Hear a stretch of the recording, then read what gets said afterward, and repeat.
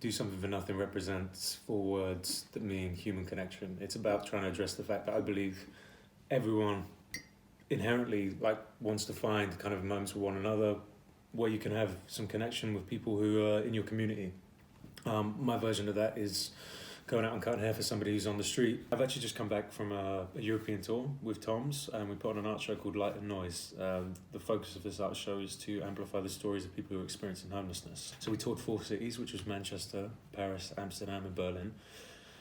And each exhibition we worked with local NGOs and charities that Tom's have donated to, also local artists. So there was this feel that brought together kind of different elements. And it was a really nice kind of way of starting a new conversation about this. Not once has there felt like a moment where we don't align on everything, because truly, whether they're giving 1-for-1 on shoes or helping out communities, like when I went to India with them last year and saw more work that they do on the ground there, it's one and the same. There's a guy called Elko in Amsterdam I met, and I first met him a few months ago, and we've kept in touch since.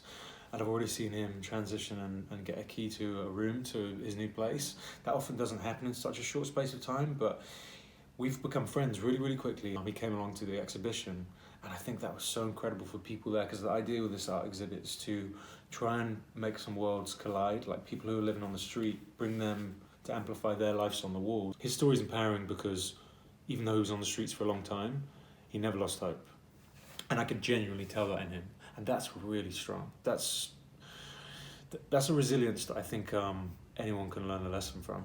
The vision for Do Something for Nothing in the future is actually to try and involve more cities worldwide. Right now, there's so many people I talk to each day on Instagram and Facebook, and it's just trying to make that grow. I think in more of a solidified way, in a way that this is charters of people in each city, people who can really Do Something for Nothing as an antidote to some of the chaos in everyday life. I feel so lucky that I can spend time with people in this way, that no matter where I am in the world, when I stop on a city, on a street corner, and I get my things out and I start cutting someone's hair, it sort of forms this little pocket of community in such a busy place. And in a city like Mumbai, it's as busy as you're ever going to go, and it was nice to just have those moments where everything sort of stops for an hour or so. It's changed because the kind of people I meet, I've learned how to really listen. I thought I knew before, but I think the last few years, the biggest lesson I've learned myself personally is that I feel slowly but surely I can actually listen and be present for someone in a way that I didn't really know how to do before.